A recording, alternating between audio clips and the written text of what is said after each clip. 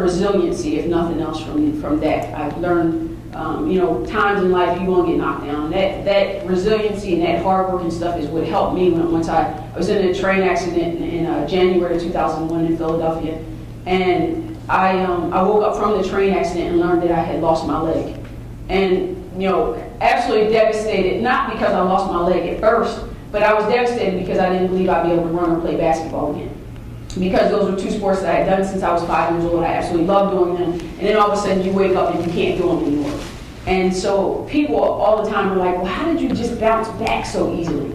And I'm like, because it's something I learned as a kid. It's something I've been going through since I was a kid.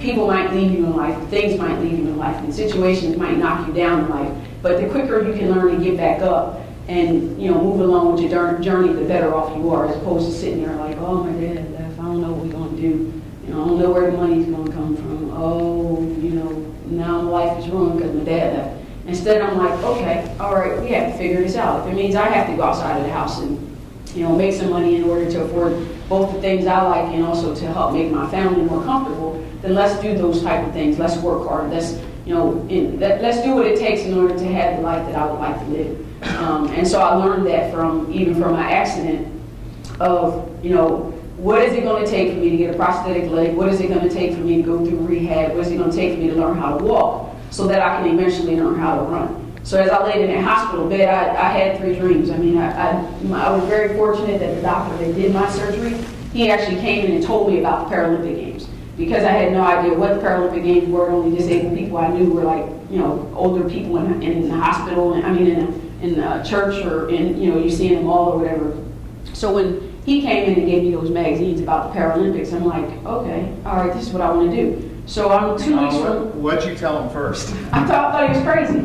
I absolutely thought, I was like, dude, you are crazy. Because every day he came in, he had some sort of show and tell. It was just like show and tell every day he came to visit me. And he came in and gave me magazines, and I'm thanks, Dr. Newell, and I kind of took them and chucked them on top of the dresser. And my sisters came in and visited probably another hour or 2 after he had gone. But he told me when he saw me put them on the dresser, he said, I'm going to come back later and talk to you about that.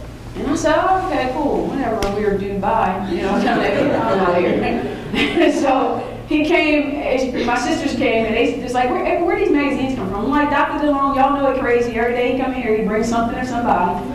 And so my sisters kind of started flipping through them. They was like, April, did you even look at the magazines? And I was like, no, I just told you, this man comes in here every single day, and brings something or someone with him. I mean, without fail, he brings something or someone. And my sisters is like, but these people are running. I started looking at the magazines, and when I looked at the magazines, I saw the young lady who had to be from the United States, but she won the gold medal in the 100 meters. She had missing both her legs, but she won the gold medal in the 100 meters and the 200 meters at the Sydney Paralympic Games. And like I said, I've been running track since I was 5 years old. I could look at people and tell you that person looked like they fast or that person looked like they slow. And no offense to her, but she looked like she was slow. So that was my dream as I laid in that bed. I wanted to represent the United States at the next Paralympic Games, which was in 2004.